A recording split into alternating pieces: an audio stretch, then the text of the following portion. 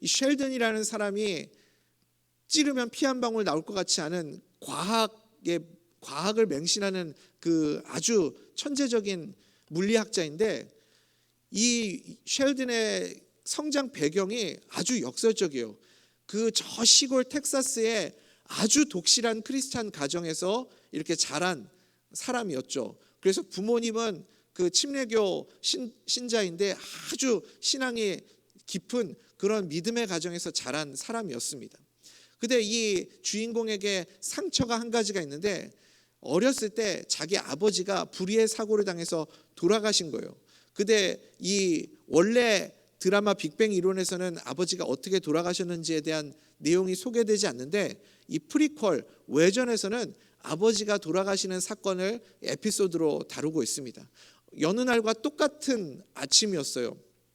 아버지는 분주하게 이제 출근을 하실 준비를 하고 막 급하게 집 밖을 나가면서 가족들에게 다녀올게 하고 이렇게 이야기를 하고 문 밖을 나갑니다. 근데 가족들은 아침에 피곤하잖아요. 눈도 잘 안 떠지니까 다 반쯤 눈이 떠진 상태에서 자기 할 일을 하는 겁니다. 아무도 아버지를 쳐다보지를 않는 거예요. 그러면서 시리얼을 먹으면서 식탁에 앉아가지고 반쯤 눈 감긴 상태에서 시리얼 먹으면서 다녀오세요 이렇게 손만 들고 그렇게 아버지를 보내게 되죠. 그리고 나서 저녁이 되었는데 아버지가 돌아오지 않고 아버지가 다니는 직장 동료들이 찾아왔습니다. 동료들이 찾아와가지고 무겁게 입을 열어서 이렇게 이야기를 하는 거죠. 유감스럽지만 당신의 아버지께서 오늘 심장마비로 돌아가셨습니다. 그렇게 이야기를 전해줬습니다. 가족들이 믿어지지가 않는 겁니다. 너무 큰 충격을 받은 거예요. 그래서 이 장례식장에서 가족들이 오열을 하면서, 이제 미국 장례식장에는 우리나라는 그런 경우가 없지만 이렇게 고인 되신 분을 이렇게 관에다가 놔두고 예배 시간에 이렇게 뷰잉이라고 하죠. 그 고인 앞에서 이렇게 한 번씩 이야기를 하는 시간을 주게 됩니다.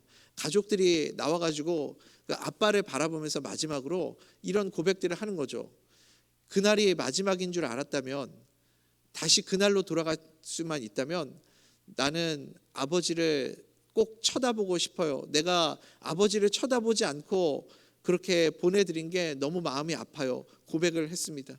또 아버지를 다시 한 번만 볼 수 있으면 이 말을 너무너무 하고 싶어요. 아버지 사랑해요. 이렇게 말하는 이 에피소드가 나오죠. 여러분, 사랑하는 우리 대전명석교회 성도님들, 우리에게 늘 기회가 있을 거라고 생각하십니까? 내가 우리 가족들에게, 우리 주변에 있는 사람들에게 사랑을 고백할 수 있는 시간이 늘 있을 거라고 우리는 생각합니다. 그런데 우리에게 그 시간이 영원하지 않습니다. 우리가 고백할 수 있는 기회가 있을 때 한 번이라도 우리 부모님에게, 형제들에게, 자녀들에게, 그리고 남편과 아내에게 사랑한다고 고백할 수 있게 되기를 간절히 소원합니다. 아무리 고백해도 사랑의 고백은 과하지 않습니다. 오늘 우리가 읽은 에베소서 5장 22절부터 33절까지의 본문 말씀에서 우리에게 전하시는 메시지는 아주 간결합니다. 남편에게, 아내에게 주님께서 요구하시는 것은 각각 한 가지씩입니다. 무엇을 요구하고 있습니까? 아내는 남편에게 순종하고 남편은 아내를 사랑하는 것.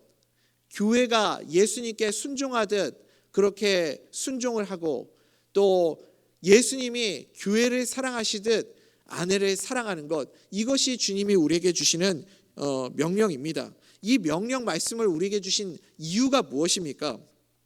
이 말씀을 통해서 우리를 불편하게 하시려고 이 말씀을 주신 걸까요? 그렇지 않죠. 이 말씀을 통해서 우리 가족이 오늘 우리가 불렀던 그 찬송의 고백처럼 예수만 섬기는 우리 집이 되어서 천국과 같이 기쁨이 넘치는 가정, 풍성한 은혜가 흘러넘치는 그런 가정이 되기를 원하시는 마음으로 이 말씀을 우리에게 주신 줄 믿습니다. 주님의 명령이 단순하잖아요. 부부가 각각 한 가지씩만 지키면 되는 것 아닙니까? 우리 성도님들은 하루에 몇 번 가족들을 바라보면서 사랑한다 말하고 계십니까? 마음으로 말고요. 목사님, 제가 말로는 안 하지만 제가 행동으로 몸으로 계속해서 사랑을 표현하고 살고 있습니다. 이 정도면 된 거 아닙니까? 그거 말고요. 직접 말로 사랑한다고 몇 번이나 고백하고 계십니까? 저도 목이 좀 타는데요. 사실 목사인 저도 사랑한다고 말하는 거 참 쉽지 않습니다. 목이 너무 타서 물 한 잔 마시겠습니다. 사랑한다고 고백하는 것 의지가 좀 필요한 것 같아요. 우리에게 시간이 영원하지 않다. 나에게 주어진 시간 속에서 주님이 명령하셨기 때문에 순종해서 해야 한다라고 생각하시고 여러분 사랑한다. 오늘 숙제를 드립니다. 지난번에 숙제 드렸는데 숙제 하셨습니까? 감사합니다를 10번 만나는 사람들에게 10명 이상에게 감사를 표현하라고 했는데 오늘은 10분 이상에게 사랑한다 꼭 표현할 수 있게 되기를 간절히 소원합니다. 목사도 사랑하는 게 참 사랑한다 말하는 게 쉽지가 않아요. 어느 목회자 세미나에서 있었던 이야기입니다. 이제 목회자 세미나에서 강사 목사님이 강의를 하시다가 중간에 갑자기 이 미션을 준 거예요. 목사님들에게 지금 당장 사모님들에게 전화를 해서 사랑한다고 고백하라고 그렇게 시킨 겁니다.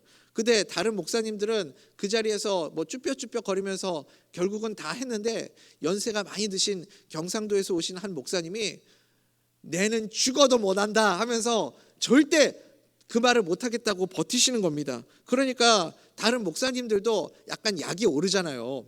자기들은 했는데 이 목사님은 안 하시니까. 그래서 옆에 계신 목사님이 직접 전화번호까지 눌러가지고 그래가지고 그 목사님의 귀에다가 이렇게 핸드폰을 대드린 거죠. 그리고 목사님들이 동료 목사님들이 삥 둘러서가지고 진짜 이 고백을 하나 안 하나 옆에서 응원하는 마음으로 지켜보았습니다. 전화 신호가 이어지다가 사모님이 이렇게 전화를 받으신 거죠. 여보세요? 내다. 별일 없나?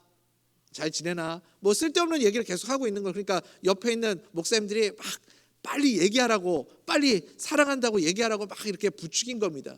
그랬더니 이 목사님이 쭈뼛거리다가 마지못해서 이렇게 얘기를 한 거예요. 여보,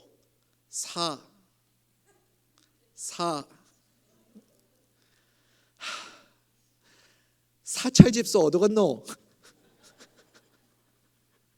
결국은 사랑한다고 못하고 그렇게 사찰집사 어디 갔냐고 물어봤다는 거예요. 여러분, 목회자 가정이라고 아내가 남편에게 순종하고 남편은 아내를 사랑하는 것 여러분 결코 쉬운 일 아닙니다. 간단해 보여도요, 실제로 살아내려고 하면 정말 어려운 일입니다. 여러분, 하나님이 우리에게 이 명령을 주신 이유가 무엇입니까? 명령은 옵션이 아니잖아요. 그렇죠? 명령은 지켜도 되고 안 지켜도 되고가 아닙니다. 명령은 무조건 어떻게 해야 됩니까? 지켜야 하는 거예요. 가정이 아름다운 가정, 은혜가 넘치는 가정, 사랑이 넘치는 가정 되기 위해서는 이 명령을 반드시 지켜야만 한다는 겁니다. 그래서 가족을 사랑하는 것, 아내를 사랑하는 것, 남편을 사랑하는 것, 우리 가족들을 이렇게 사랑할 수 있는 것, 이것은 조건과 상황과 형편 때문이 아니라 무조건 사랑해야 하는 겁니다. 순종하는 마음으로 우리가 사랑할 수 있어야 되는 거죠.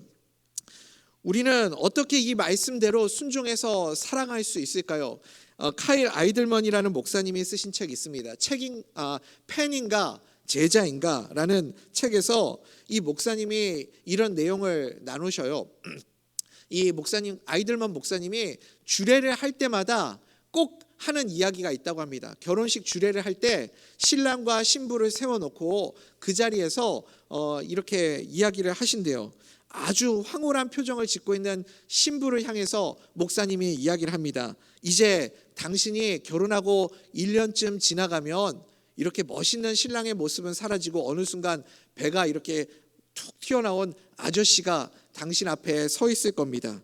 침대 위에 누워가지고 이 아저씨는 시리얼 통을 통째로 든 채 TV를 보면서 축구 경기를 보면서 우걱우걱 그 시리얼을 집어 먹을 겁니다. 그리고 그 시리얼을 집어 먹는 그 손가락으로 가끔 등을 긁는 모습을 보게 될 겁니다. 그래도 이 서약을 하시겠습니까? 신부에게 묻는 거죠. 그리고 또 신랑에게 묻습니다. 막 그 감격해 있는 신랑을 향해서 다시 묻는 겁니다. 그즈음 당신의 아내는 당신의 엄마처럼 말하기 시작할 겁니다. 시리얼 먹을 때 소리내지 마. 식탁 위에서 먹어. 잔소리를 하겠죠. 말만 그런 것이 아니라 당신 아내의 몸매 또한 엄마를 닮아가기 시작할 겁니다. 그래도 이 서약을 하시겠습니까? 우리도 결혼식 할 때 다 결혼 서약을 했죠. 결혼 서약을 할 때 우리가 다 고백하지 않았습니까? 비가 오나 바람이 부나 또 검은 머리가 하얀색으로 변하게 될 때까지 사랑하시겠습니까? 우리가 다 그 결혼 서약을 했습니다. 결혼 서약의 의미가 무엇이죠? 조건과 형편과 상관없이 어떠한 상황 속에서도 사랑하겠다. 우리가 그렇게 결단하지 않았습니까? 우리가 그 믿음으로 고백했던 서약을 잊어버리니까 자꾸 가정 안에서 갈등이 생겨나는 거죠.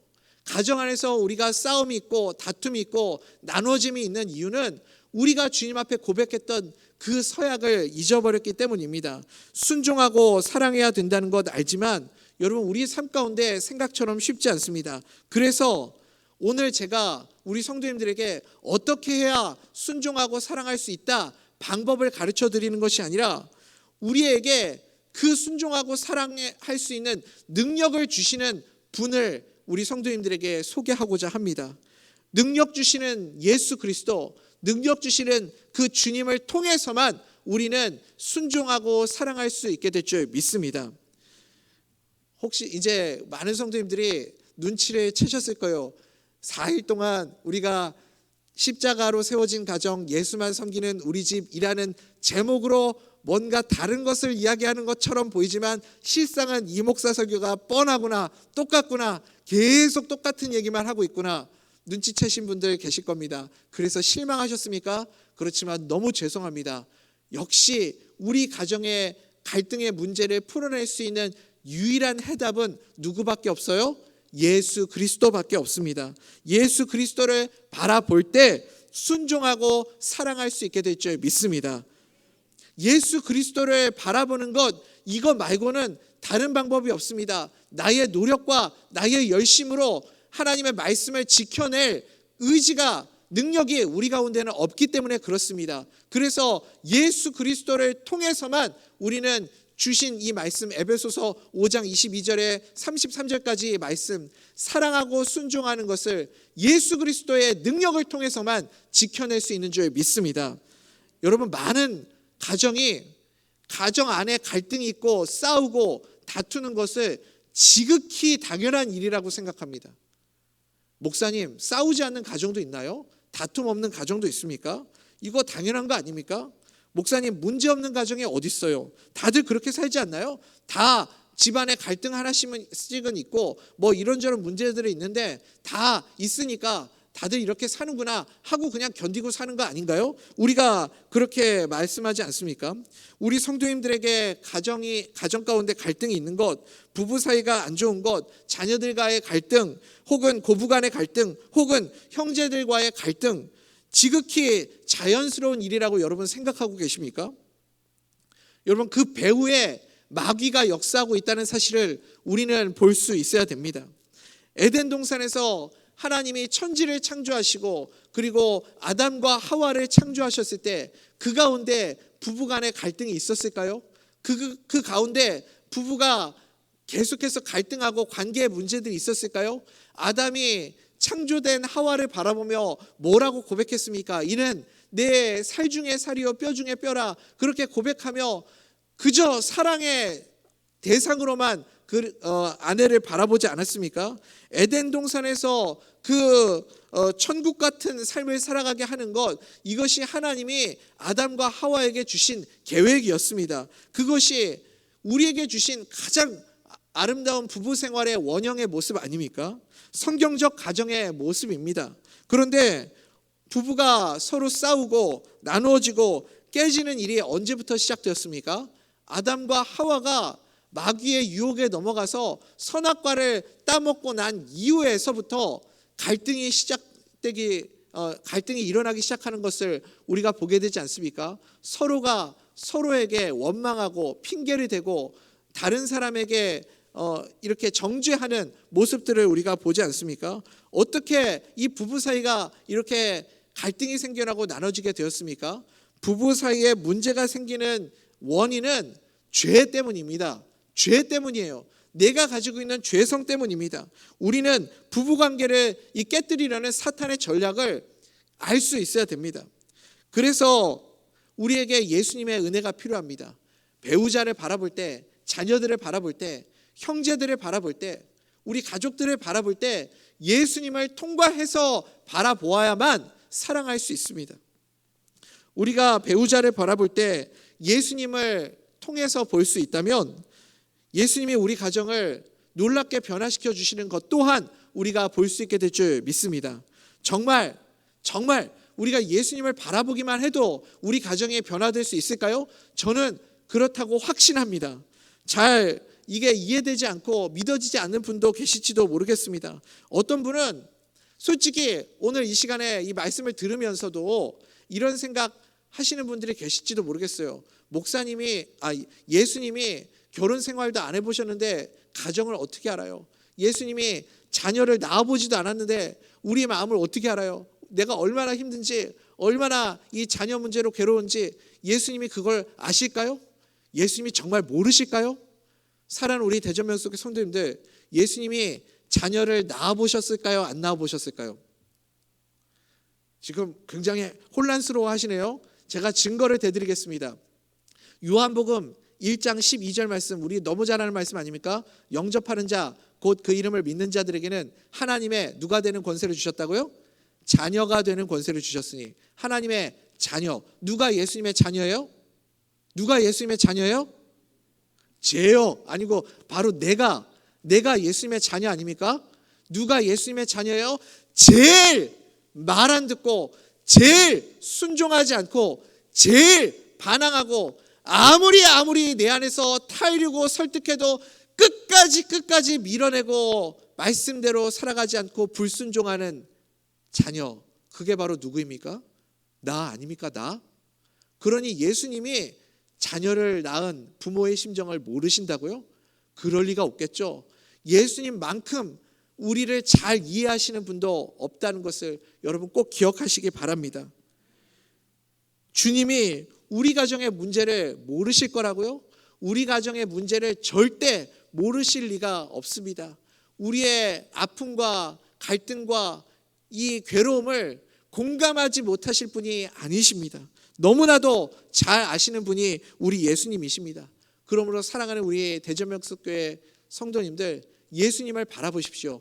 주님을 바라볼 때 그때 가족을 바라보는 우리의 시선이 달라지고, 예수님을 통과해서 우리 가족을 바라볼 때 지금까지 있었던 모든 갈등의 문제들이 거기에서부터 풀어지게 될 줄 믿습니다. 강영우 박사님 잘 아시죠? 14살 때 학교 운동장에서 축구공에 맞아가지고 두 눈을 실명하게 된 분이죠. 우리나라 최초로 시각장애인 박사를 받으신 분이시고, 또 미국 백악관 정식 보좌관까지 자리에 오르셨던 분이시고, 또 UN 세계장애위원회 부의장 겸 루즈벨트 재단 고문까지 역임했던, 그야말로 엄청난 이력을 가진 분 아닙니까? 그래서 이 강영우 박사님을 많은 분들이 참 존경하고 좋아하고 그런 것 같습니다. 장애를 갖고서도 남들이 해내지 못한 많은 일들을, 엄청난 업적들을 이루었다는 사실 때문에 많은 사람들이 이분을 존경하는 것 같아요. 근데 저는 이 강영우 박사님이 물론 지금 쌓아온 커리어와 이력도 참 대단하다는 생각이 들지만, 마지막에 주님의 부름을 받는 그 모습이 너무너무 아름답고 존경스러웠다는 생각이 듭니다. 아시는 분들은 아시겠지만 이 강영우 박사님이 췌장암으로 투병을 하시면서 그렇게 힘들게 또 계시다가 주님의 부름을 받으셨죠. 마지막에 이제 암 투병을 하시면서 아내에게 이런 편지를 썼다고 합니다. 제가 강영우 박사님이 쓰셨던 편지의 내용을 잠깐 읽어드리겠습니다. 아직도 봄날 반짝이는 햇살보다 눈부시게 빛나고 있는 당신을 난 가슴 한가득 품고 떠납니다. 당신을 처음 만난 것이 벌써 50년 전입니다. 햇살보다 더 반짝반짝 빛나고 있던 예쁜 여대생 누나의 모습을 난 아직도 기억합니다. 손을 번쩍 들고 나를 바래다 주겠다고 나서던 당돌한 여학생. 당신은 하나님이 나에게 보내주신 날개 없는 천사였습니다. 지난 40년간 늘 나를 위로해 주던 당신에게 난 오늘도 이렇게 위로를 받고 있습니다. 미안합니다. 더 오래 함께 해주지 못해서 미안합니다. 내가 떠난 후 당신의 외로움과 슬픔을 함께 해주지 못할 것이라서. 사랑합니다. 사랑합니다. 사랑합니다. 그리고 고마웠습니다. 이것이 강영우 박사님이 마지막에 사랑하는 아내에게 남기고 떠난 메시지였습니다. 그분이 살아온 삶도 참 존경스럽지만 강영우 박사님의 마지막 모습이 정말 아름다웠다라는 생각이 듭니다. 어떻게 마지막까지도 이렇게 사랑을 말하며 사랑한다고 고백하며 눈을 감을 수 있었을까요? 역시 답은 예수 그리스도밖에 없습니다. 그분 안에 계신 예수 그리스도를 통해서 사랑하는 아내를 바라보게 될 때, 그때 끝까지 그 사랑의 마음을 지킬 수 있었던 것을 보게 됩니다. 사랑하는 우리 대전명석교회 성도님들, 정말 예수 그리스도를 나의 구주로 영접하셨습니까? 예수 그리스도가 내 안에 분명하게 살아계심을 믿으십니까? 우리의 모든 죄를 짊어지시고 나를 위하여 십자가에 달려서 죽으신 예수 그리스도, 그리고 우리 안에 오셔서 끝까지 오래 참고 기다리시는 예수 그리스도, 그 주님이 지금도 나와 함께 계심을 여러분 믿으십니까? 그렇다면 그 주님이 지금 나와 함께 계시고 내가 그 주님을 바라보고 있다면 순종 못할 남편이 없고 사랑 못할 아내가 없는 줄 믿습니다. 예수님의 눈에는 내 남편이, 내 자녀가, 내 아내가, 우리 가족이 이 세상에서 제일 아름답고 제일 사랑스럽게 보이는 줄 믿습니다. 그러니 그 예수님의 눈으로 우리가 우리 가족을 바라보면 얼마나 사랑스럽게 보이겠어요? 이 세상에서 제일 예쁘고 제일 훌륭하고 제일 멋지게 보이지 않겠습니까? 여러분, 이것이 은혜입니다. 우리 가정의 핵심이 무엇이냐? 우리 가정의 행복을 지키는 핵심이 어디에 있느냐? 예수 그리스도 안에 있느냐 아니냐, 그것이 가장 중요한 핵심입니다. 사랑하는 우리 대전명석교회 성도님들, 오늘도 예수님을 통하여서 우리 가족들을 바라보고 우리 성도님들을 바라볼 수 있게 되기를 간절히 소원합니다. 그러면 사랑 못할 사람 없습니다. 누구든지 품을 수 있습니다. 사랑합니다. 사랑합니다. 사랑합니다. 만나는 사람들마다 오늘 고백하십시오. 그래서 가족을 바라보는 눈이 예수님의 눈으로 바뀌게 되기를 간절히 소원합니다.